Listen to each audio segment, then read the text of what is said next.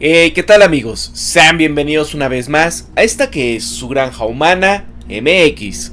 Bien, muchos me estuvieron pidiendo la segunda parte, creo la primera parte hice 2 videos muy interesantes sobre esta situación que David Stockman habla en el Antiwar, ¿no? ¿Cómo es esta historia del hegemón?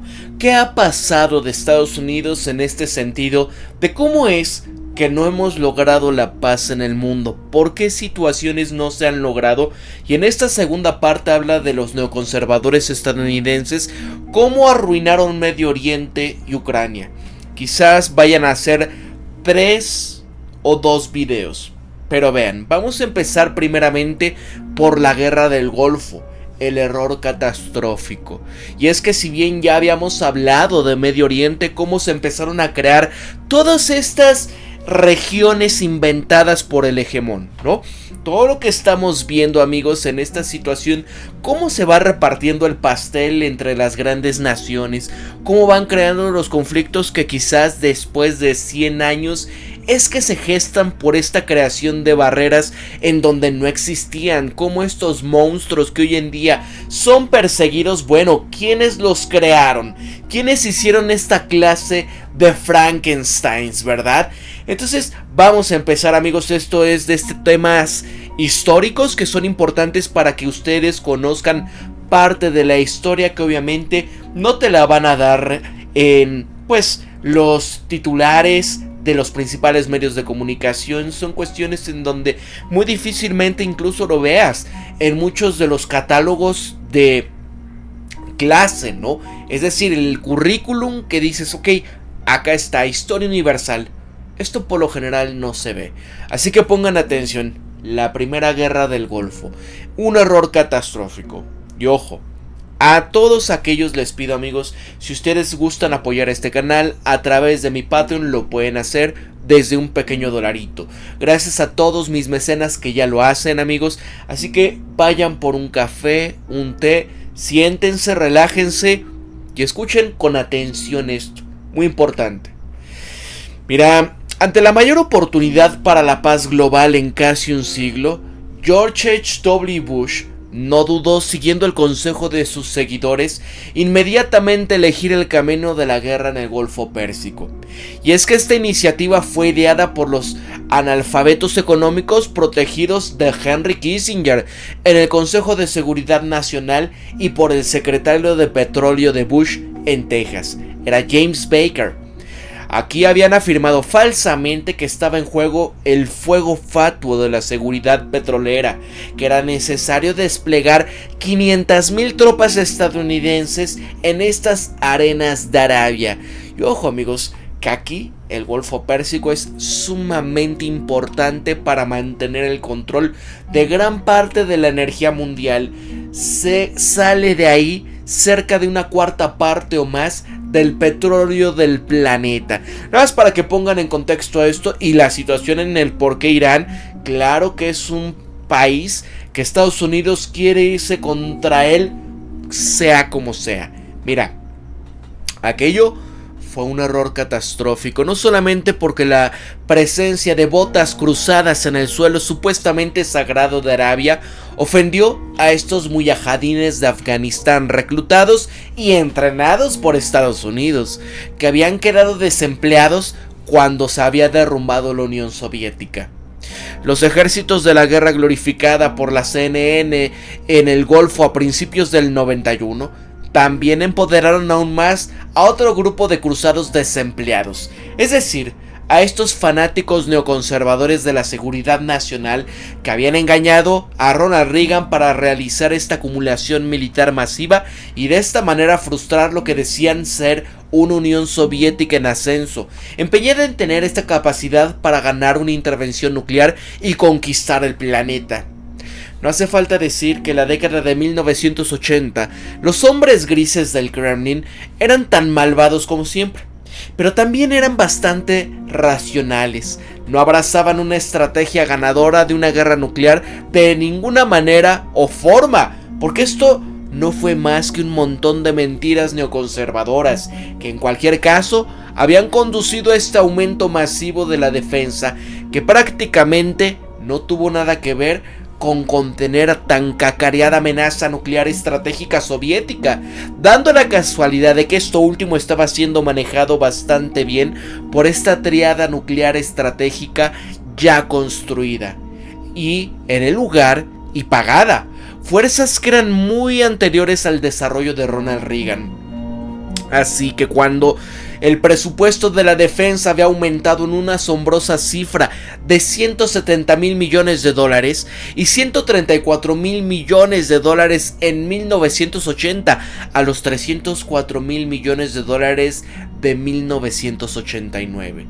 Aquí solo una pequeña fracción del aumento se había aplicado a mejorar esta disuasión nuclear estratégica, y en cambio en este aumento sin precedentes de 130% para tiempos de paz, aumentó 50% en dólares ajustados a la inflación.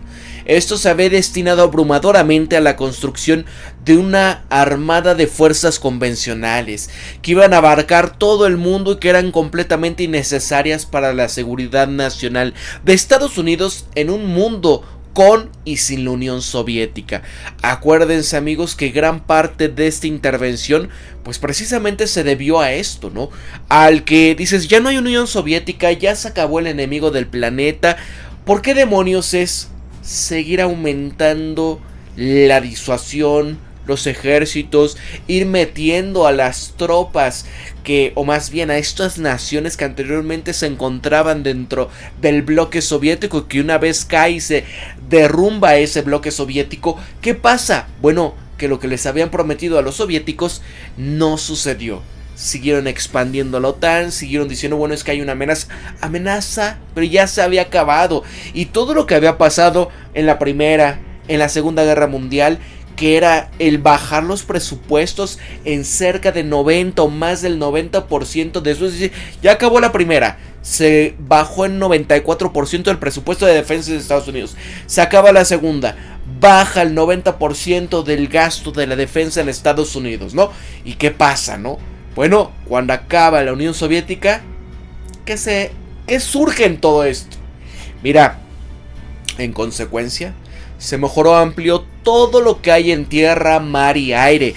Esto incluía la armada de 600 barcos, 12 grupos de batalla de portaaviones, mejoras masivas en la flota de tanques M1 y los vehículos de combate Bradley, la adquisición interminable de misiles de crucero, aviones de ala fija, helicópteros, capacidad de transporte aéreo y marítimo, capacidad de vigilancia y guerra electrónica.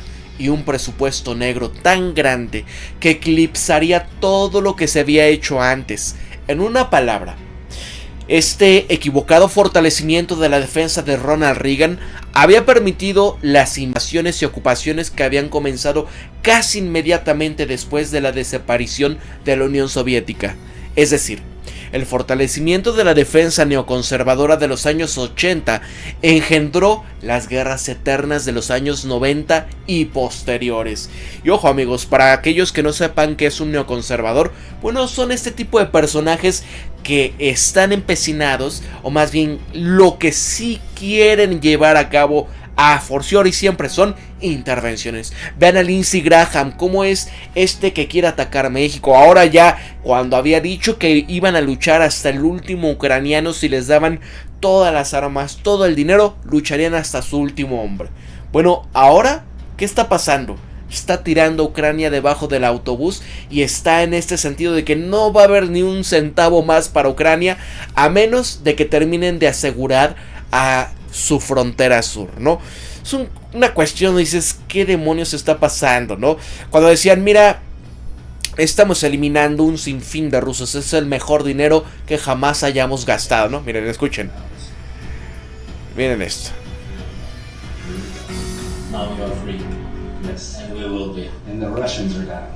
Los rusos están llenos. Es el mejor dinero que jamás hayamos gastado. Miren esto. No voy a votar por más ayuda hasta que no aseguremos nuestra frontera sur, porque este es el pivote que también quieren. reform parole. It's possible to do. Democrats don't want to do it. All Republicans want to do it. I'm not helping Ukraine until we help ourselves. No voy a ayudar a Ucrania hasta que no logremos eso, ¿no? Hasta que no nos ayudemos a nosotros mismos. Que esa es la que quieren que venga, ¿no?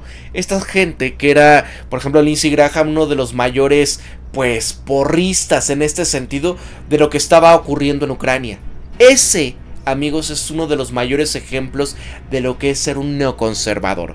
Ojo, bueno, la locura y el engaño de este supuesto fortalecimiento de la defensa antisoviético era bastante evidente en ese momento, porque a mediados de la década de los 80, el imperio del mal ya se estaba desmoronando económicamente. La razón era simplemente que el comunismo y la economía de mando y control rígidamente centralizadas no funcionan. Y como había quedado bastante claro para el mundo entero a través de este espectáculo de Boris Yeltsin, el botella de vodka en mano, enfrentándose al ejército rojo en 1991. Como la proverbial gota que colmó el vaso, al final de la poderosa Unión Soviética fue derribada por uno de sus propios burócratas borrachos. Es decir, toda la narrativa neoconservadora de una Unión Soviética en ascenso y empeñada en conquistar el mundo se había convertido en una burla, y solo esto debería de haber enviado a los neoconservadores a permanente descrédito, a la obscuridad que tanto merecían. Dick Cheney, Paul Wolfowitz y el resto de esta banda de neoconservadores que han rodeado a Bush el Viejo habían logrado habitualmente realizar una maniobra de cebo y cambio, de no poca magnitud. De repente, ya no se trataba en absoluto de la Unión Soviética, sino de la supuesta elección de la victoria pírrica de Washington en Kuwait, de que el cambio de régimen entre las diversas tiranías de Oriente Medio redundaba en el interés nacional de Estados Unidos. Y acuérdense, amigos, la creación de Kuwait precisamente fue los intereses de estos países imperialistas. Lo que es más fatal, los neoconservadores habían insistido ahora en que la Primera Guerra del Golfo demostró que se podía lograr un cambio de régimen a través de un amplio menú intervencionista de diplomacia de coalición, de asistencia de seguridad, ¿no? Ahí van las armas, envíos de armas, acciones encubiertas, ataques y ocupación militar abierto a través de la nueva armada de fuerzas convencionales que la administración de Ronald Reagan habían legado. Lo que realmente hizo la doctrina neoconservadora de un cambio de régimen, por supuesto, fue fomentar este Frankenstein que finalmente se convirtió en ISIS. Y de hecho, los únicos bad hombres reales en el mundo que han amenazado la vida civil normal en Occidente durante las últimas 3 décadas fueron descendientes rebeldes de estas maquinaciones de Washington imperial posteriores a 1990 en Medio Oriente. El caso de los muyahidines de Afganistán, enfrentados y armados por la CIA, que mutaron entonces en Al Qaeda, no porque Laden de repente tuviese esta epifanía religiosa de que sus benefactores de Washington eran en realidad el gran demonio, debido a la libertad de Estados Unidos. Pero su cruz, y ustedes vieron, ¿no? Lo que incluso en las últimas semanas empezó a viralizar en TikTok con la carta de este personaje. Tuvieron que empezar a ocultarla, y incluso el medio de comunicación que fue The Guardian, me parece, la tuvo por muchísimo tiempo en línea, ¿no? Tuvo que darla de baja por las palabras que hoy resuenan en la generación Z, ¿verdad? Bueno, ¿qué pasa? Su cruzada asesina se inspiró en el fundamentalismo wahabí que reina en Arabia Saudita. Ese fanatismo religioso ignorante se había agitado hasta el punto álgido por la violenta inmersión de Washington imperial en las disputas políticas y religiosas del Golfo Pérsico.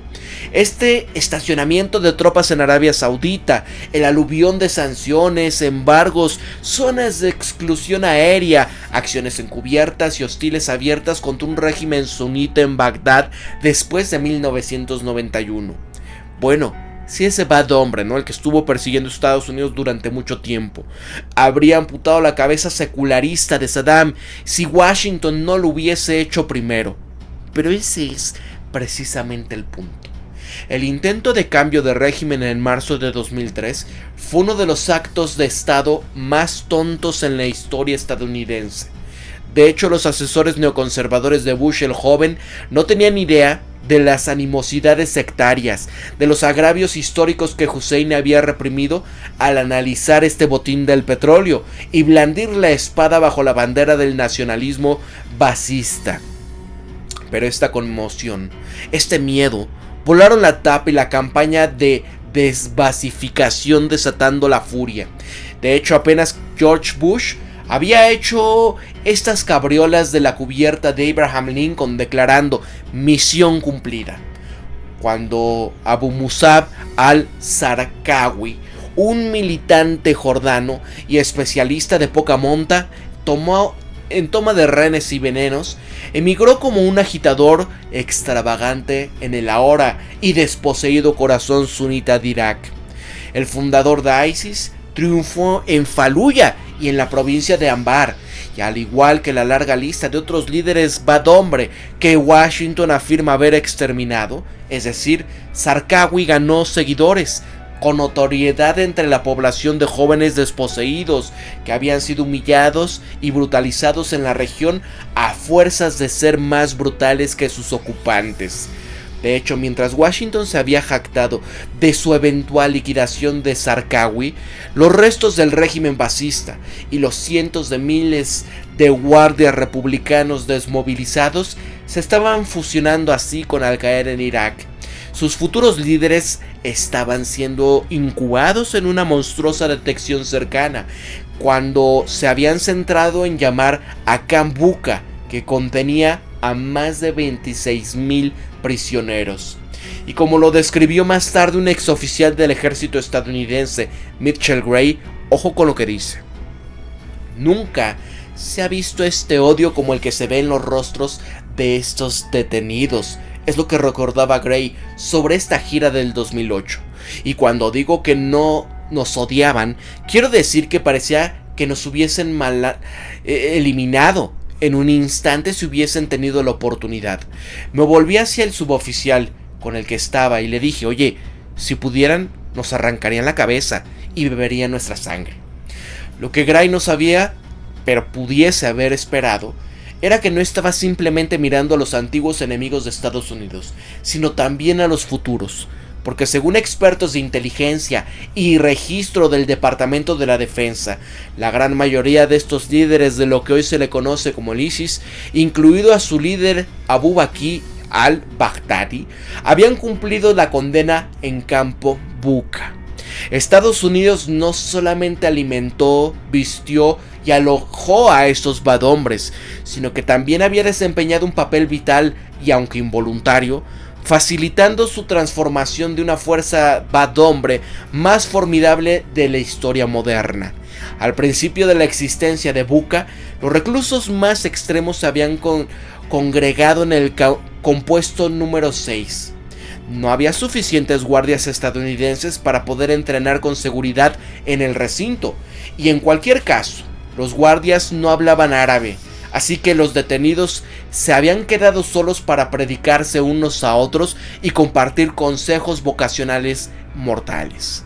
Bucca también albergaba a Haji Bakr, ex coronel de las fuerzas de la defensa aérea de Saddam Hussein. Bakr no era un fanático religioso, no era más que un tipo que se perdió su trabajo cuando la autoridad provincial de la coalición se había disuelto en el ejército iraquí e instituyó la desbasificación, una política que prohibía a los antiguos partidarios de Saddam trabajar en el gobierno. Y acá, según los documentos obtenidos recientemente por el periódico alemán Der Spiegel, Bakr fue un verdadero cerebro detrás de la estructura de la organización del ISIS. También había trazado las estrategias que impulsaron a sus primeros éxitos de Bakr, donde él fue eliminado en combates en 2014. Estuvo encarcelado en Bucca entre 2006 y 2008, y junto con una docena más de sus principales lugartenientes de estos badhombres. Eso sí, la cuestión es que este cambio de régimen y la construcción de una nación nunca pudiesen lograrse mediante la violencia letal de las Fuerzas Armadas del siglo XXI. Fueron una tarea especialmente absurda en el contexto de esta renta de tierras, con fisuras y animosidades religiosas de 13 siglos de antigüedad. De hecho, el tambaleante y sintético Estado de Irak quedó condenado en el momento en el que Dick Cheney y su sangriento grupo decidieron liberarlo de la tiranía brutal, pero útil y secular del régimen basista de Saddam. Y esto se debe a que en el proceso de las elecciones del gobierno de la mayoría necesariamente impuestos por Washington, garantizaban una elección de un gobierno en deuda con la mayoría chiita en Irak. Después de décadas de malos tratos, de la brutal represión por parte de Saddam, de su levantamiento en el 91, tenían estos últimos la venganza en sus mentes y en su ADN comunitario. ¿Tenían acaso los kurdos sueños de un Kurdistán independiente que se extendería a Turquía y a Siria? Algo que se les había negado a su tribu de 30 millones de habitantes en Versalles, y desde entonces, bueno, sí, lo hicieron. De modo que 25,000 millones de dólares gastados en entrenar y equipar a las supuestas Fuerzas Armadas de Irak posterior a la liberación estaban destinados a terminar en manos de estas milicias sectarias, no en un ejército nacional. De hecho, cuando los comandantes chiitas huyeron de Mosul, dominados por estos suníes en junio de 2014, transformándose en un solo golpe el levantamiento ISIS contra el gobierno de Bagdad en un estado incipiente y despiadado. Pero no fue mediante las decapitaciones o feroces sermones yihadistas que rápidamente habían esclavizado docenas de pueblos y a varios millones de personas al oeste de Irak y del valle del Éufrates en Siria. ¿Qué pasó? Bueno, este ISIS fue el propio Frankenstein que creó Washington. Sí, por el contrario, estos instrumentos de terror, de ocupación, eran las mejores armas que los contribuyentes estadounidenses pudiesen comprar, incluyendo 2.300 Humvees, decenas de miles de instrumentos automáticos, así como vastos almacenes de municiones, de camiones, de cuetones, de piezas de artillería e incluso tanques y helicópteros. Y eso no fue ni siquiera la mitad. Ese ISIS también llenó el vacío de poder en Siria creados por su llamada a la intervención civil, pero en verdad se trató de otro ejército de cambio de régimen inspirado y financiado por Washington, emprendido en conveniencia con Qatar y con Arabia Saudita, porque seguramente los príncipes de los petroestados no estaban interesados en expulsar a la tiranía vecina. En cambio, la rebelión tenía como por objeto sacar del poder a un aliado, alauí chiita de Irán en Damasco, y tener el gasoducto hacia Europa que Assad había vetado a través del alto valle del Éufrates. En cualquier caso, debido a la política de cambio de régimen de Washington en Siria, ISIS pronto tuvo aún más instrumentos estadounidenses. Algunos de ellos fueron suministrados a radicales sunitas a través de Qatar y de Arabia Saudita.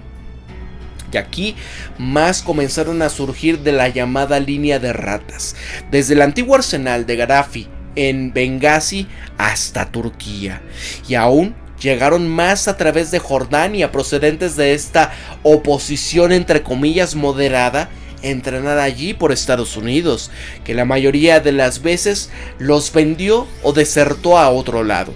Por otro lado, sí, este ISIS era el monstruo Frankenstein que Washington se hizo evidente desde el momento en que había interrumpido en la escena a mediados de 2014.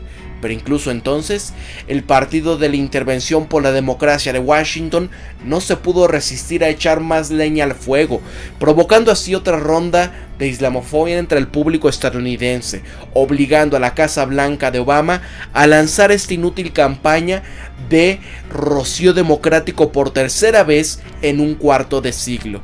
Así que, ¿qué pasó? Este efímero ISIS nunca fue una amenaza real para la seguridad nacional de Estados Unidos, según el autor, por esto.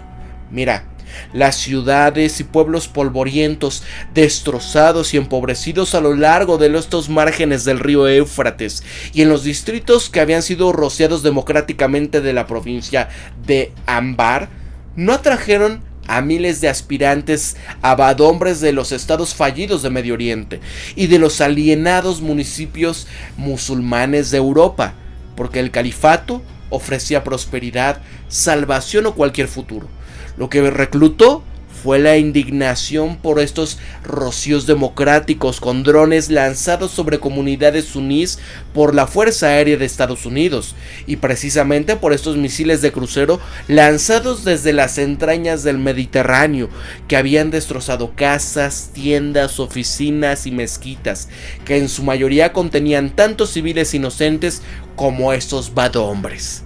Y la verdad es que de todos modos ese grupo del ISIS estaba destinado a tener una vida media corta. Había sido contenido por los kurdos en el norte y el este, por Turquía con el segundo mayor ejército y fuerza aérea de la OTAN en el noroeste, y además estaban rodeados por la media luna chiita en las regiones pobladas y económicamente viables de la Baja Siria y de Irak. Pero así, sin esta descabellada campaña de Washington para derrocar a al-Assad en Damasco y demonizar a su aliado iraní basado en confesiones, los fanáticos que habían levantado una capital improvisada en Raqqa no habrían tenido a dónde ir, y en cualquier caso, se habían quedado ya sin dinero, reclutas, impulso y aquiescencia pública en ese horrible gobierno.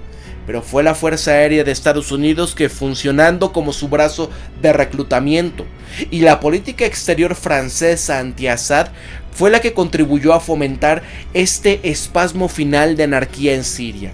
Las puertas del infierno ya se habían abierto de par en par innecesariamente, y lo que se ha vomitado no fue una intervención organizada contra esta civilización occidental, como tan histéricamente se había proclamado el expresidente francés François Hollande, en una respuesta a uno de los predecibles episodios de bad hombres de caos que hubo en París. Aquí lo que se ha vomitado no fue una intervención organizada contra esta civilización occidental, fue simplemente un contraataque llevado a cabo por ese contingente infinitamente pequeño de jóvenes mentalmente deformes a quienes se puede persuadir para que se pongan un cinturón y ya saben qué hacían, ¿no? En cualquier caso, el rocío democrático no fue el que derrotó a estos badhombres, solamente lo hizo temporalmente más a ellos. Irónicamente, lo que extinguió a este estado fue ese ejército de Assad. Fue la Fuerza Aérea rusa, invitada a Siria por su gobierno oficial, y por las fuerzas terrestres de sus aliados del Hezbollah y esa guardia revolucionaria iraní. Fueron ellos quienes resolvieron una antigua disputa entre sunitas y chiitas que de todos modos nunca había sido asunto de Estados Unidos. Pero fue el Washington imperial el que estaba tan atrapado en estos mitos, mentiras y estupidez hegemónica que no podía ver lo obvio, y en consecuencia 31 años después del final de la Guerra Fría, varios años después de que Siria y sus amigos habían extinguido este estado, Washington no ha aprendido ninguna lección. El imperio estadounidense todavía acecha el planeta en busca de nuevos monstruos a los cuales destruir. Actualmente en los recintos del este y el sur de Ucrania de habla rusa, que son completamente irrelevantes para la paz y para la seguridad estadounidense. Así que amigos, para la segunda parte de esta segunda parte, pongámosle la parte B de la segunda parte, ¿no? Vamos a hablar ahora sí el tema del desastre de Ucrania. Aquí voy a dejar David Stockman del Antiwar. Amigos, prepárense porque el siguiente tema es sumamente importante. Aquí ya vimos cómo crearon estos badhombres, lo que hicieron la OTAN, los franceses, Estados Unidos en el caso de Libia. ¿De dónde surgió todo esto? ¿Qué pasó con Saddam Hussein? Para la Gran Humana MX se despide Pablo. Y ojo amigos, todo esto hay que verlo desde una óptica muy objetiva, ¿no? Pero ¿qué ha causado todo esto? No nada más se trata de dinero o de petróleo. ¿Qué mueve a las naciones? La energía. ¿De dónde viene gran parte de la energía del planeta? De esa zona. ¿De dónde surge el poder del dólar estadounidense? Mucho. Gran parte de ello es el petrodólar, es decir, vender la energía en dólares estadounidenses. Y si todo el mundo va a necesitar utilizar dólares para comprar la energía que tanto necesitan, pues obviamente el dólar puede seguir siendo impreso las veces que Estados Unidos quiera, ¿no? Así que imaginen por qué es tan importante que la energía sea controlada, vendida en la moneda del hegemón. Vean lo que pasa ahí, ¿no? Vean, pero prepárense para lo siguiente, el tema Ucrania, ¿eh? Para la Granja Humana MX se despide Pablo. Muchas gracias a mis mecenas, gracias a quienes me han apoyado para continuar con esta labor. Cuídense mucho, nos vemos hasta la próxima. Hasta luego.